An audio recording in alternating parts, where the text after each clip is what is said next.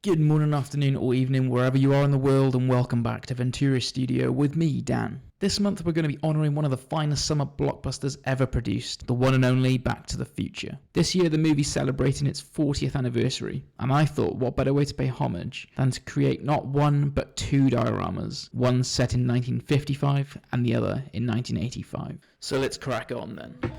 I'll be starting here with this impeccable diagram drawing, which I'll be using as my reference throughout. And I started by cutting up some of these thin boards, which I'll be using for pretty much all of the scenery. And I made sure that I labeled each one up because, as I mentioned, we're creating two dioramas here. So one set in 1955, and the same scene, the same exact scene, set in 1985. So it's really keen for me to make sure that I labeled up as I went. I knew which ones were which. I knew what my 1955 ones were, my 1985 ones, and then made sure to jumble them all up and to completely forget about my perfectly planned system. One of the workhorses of this diorama is going to be this clear adhesive Gorilla Glue, which I find just sticks this stuff so well. And after nicely arranging all the corners here, create a little bit of tension. So I put my Sopranos mug. I'm not sure this stuff is very heavy, but oh, yes it is. Cool. Well, let's try that again, and this time it's a little bit more secure. So I think we're pretty good to go this time. And to create this sort of light board effect, so this is part of the cinema that sort of just juts out. You know, they can display what films are coming up soon. But it was really important that this was a transparent view so that I could project some light through it. So I used some of this really super thin Perspex and scored it quite a few times and then managed to just break it apart. I made sure to take off this outside paper as one of the test runs. I'd forgotten to do that and it did not turn out very well. But luckily that's why we have editing. So I could have got rid of that bit too. But anyway, here's how it looks inside the light box, and I used some hot glue on this one to get it all stuck in. I decided to use some model filler to sort of go around some of the open gaps on the light box. I've not really used it before, and I think I used too much, so I took a while to sand it down.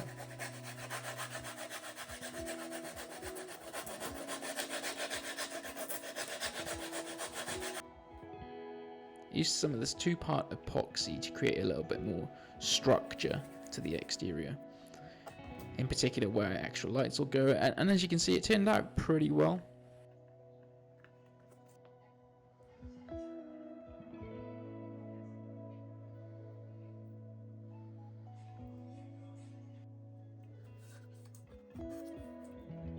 And for the downstairs then, you know, I've decided to draw out the same template and then primed over the top of it.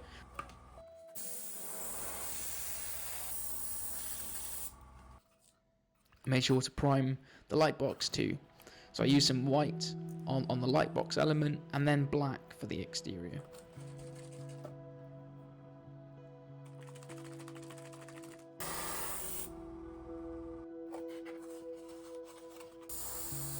I used some off-white from Mr. Hobby to go over the externals, and as you can see, it did sort of come out quite well.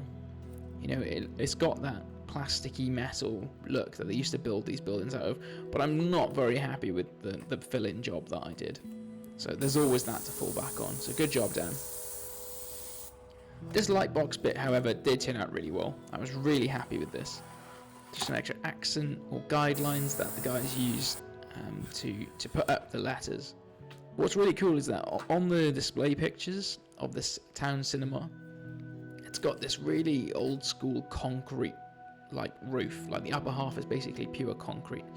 So I used this concrete look effect and made sure to sort of just dab it on, but then go back over it, smooth it out, like really smooth it out. And it was quite tricky to not get any lines in it, but I worked it through, kept going for it, and managed to skim it down.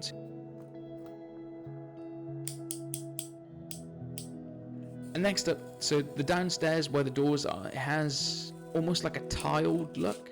So I decided to score through my template, and you can briefly see the template. I scored through with the knife just to give it a bit more depth. And I masked up the doors and the line where it meets the ground, and then sprayed on this really nice red madder colour, which I think does end up looking really good.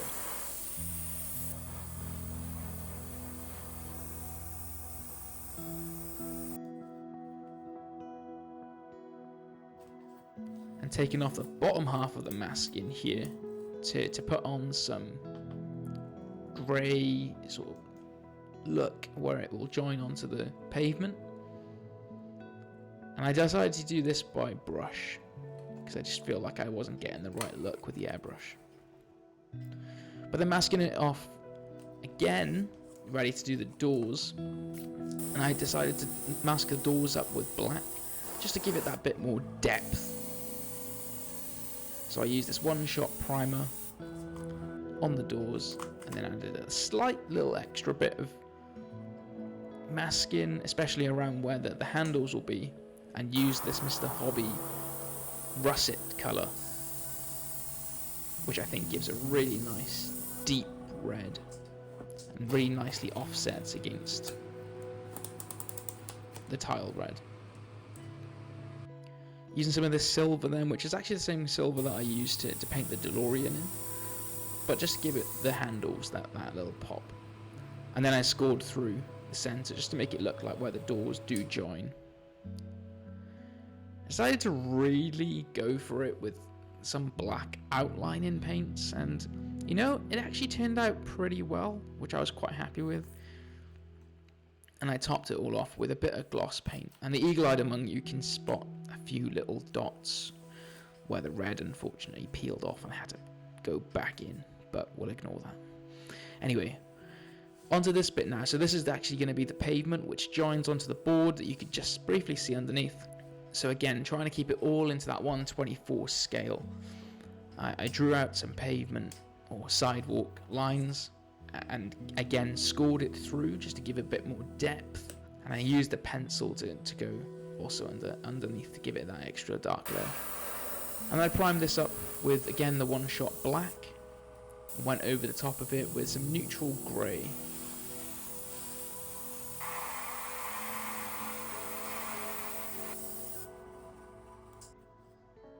So that was the 1955 version done. And I think that turned out quite well.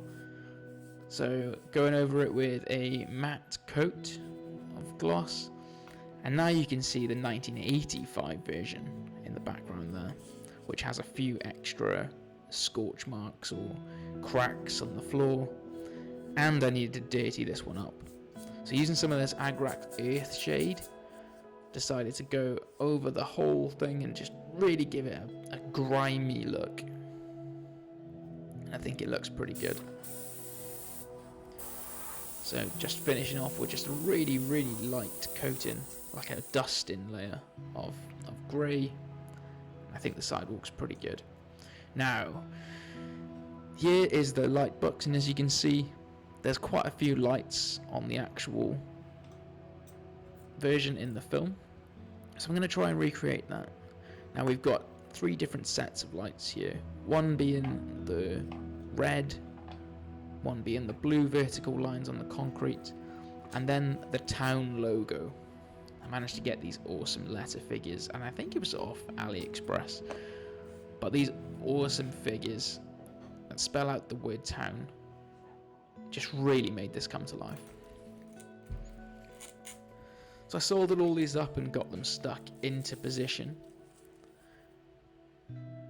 And then for the extra red lighting that'll go on the outside, I encased these in a bit of plastic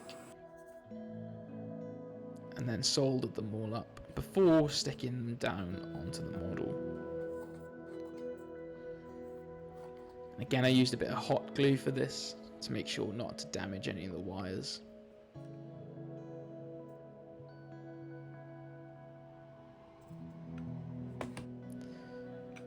So with these bits in place, then this is going to be sort of the red outlining bit.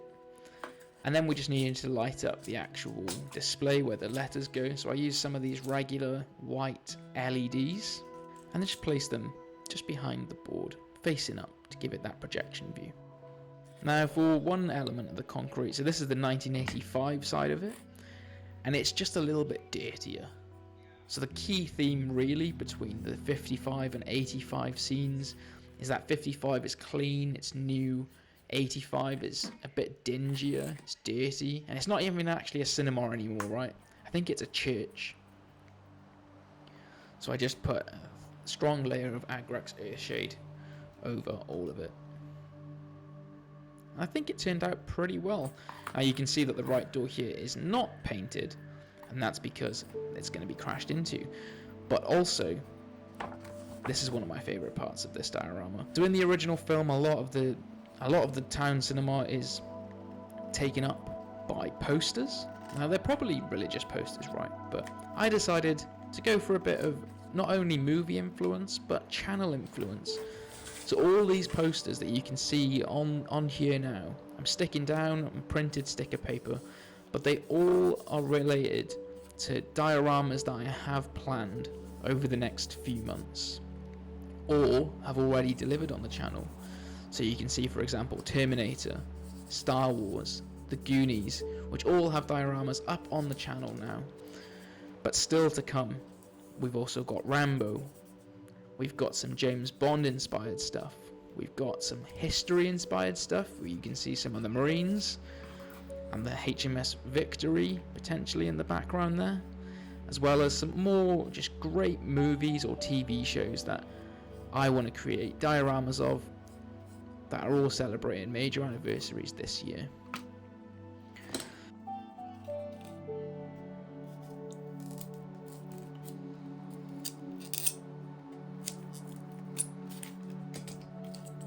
So I've cut out one side of the door and now stuck down this, it's basically just a black sheet, right?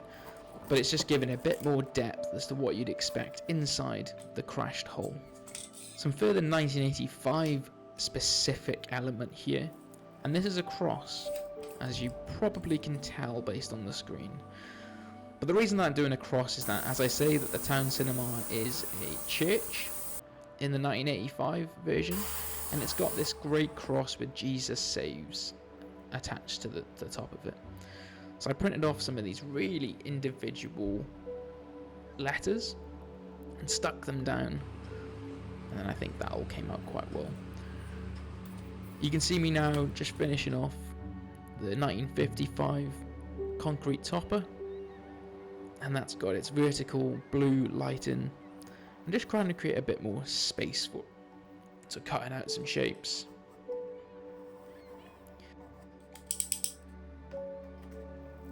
There we go, and hopefully a nice snug fit. Yeah, love it. You gotta love that, right? Now the fun part. So this is a bit of homework that you're not gonna see me do on screen. But each single letter, every single letter that you can see, not only on the light boards but also on the Jesus Saves, all had to be cut out by hand. And I had to invoke the help of my wife to help me get through it all. This was a painstaking process, but actually turned out really well, and I was really happy with it. So the 1955's got the Atomic Kid, starring apparently Mickey Rooney and Robert Strauss, which you can see me adding the letters to the board on now. I'm really showing you how long it took me to stick down this M, because this is pretty much how long it took to do each letter, give or take.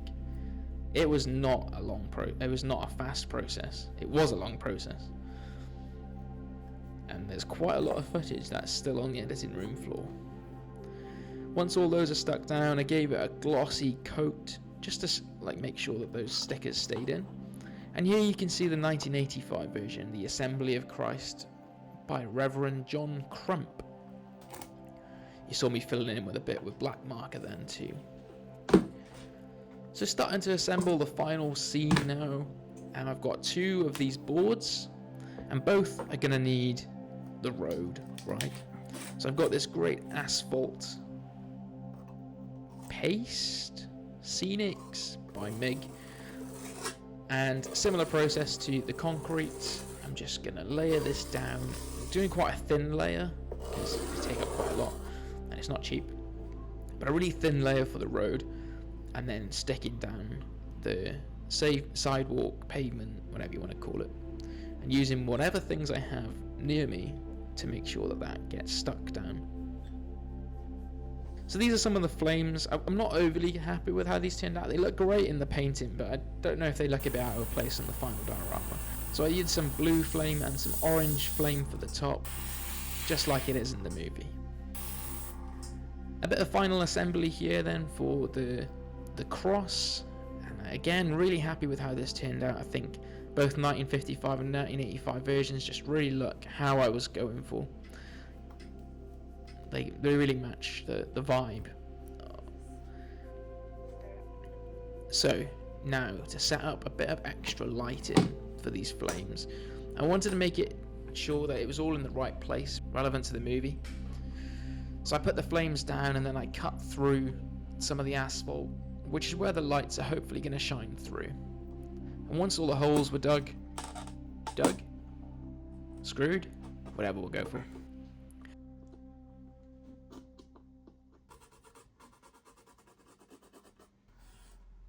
I stuck a nice long LED wire over the top of it to help hopefully project upwards. Made some holes for the wires and threaded all those through, and as you can see it does look a little bit random, but it kind of works for what we're going for. Another fun part was really sticking this whole scene down. So again, using some of this Gorilla Glue, and I'll be using not only the Gorilla Glue but also hot glue just to really make sure that it doesn't fall over. Because looking back, I probably didn't make it as structurally sound as I could have, because all it wanted to do was fall over. So I had to invoke some extra toothpicks and skewers and whatever I had on hand that would keep it in place. And one final bit that I had to wait to create is the pole that sticks down from where the lighting rig is into the ground. So I wanted to wait to make this, just make it one of the last things that goes on. And I put a bit of skewer inside as well. Looks like we're not having kebabs for a while because I think I used all the skewers. Stuck it in place and I painted that up off screen just to try and match the rest of the scene. The very final bit to do now is prepare the DeLorean for its travel through time. Every time it does a time jump, it always comes out the other end covered in this great crusting of ice. So I used some of this snow texture and I went over the whole car, although it was heartbreaking to effectively ruin what's one of my best models that I've ever picked. But with all that done, I think it's time that we take a look at the final scene.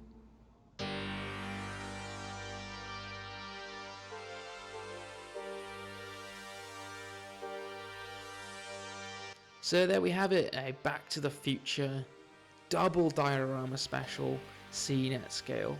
So please do like and subscribe to the channel if you like this video.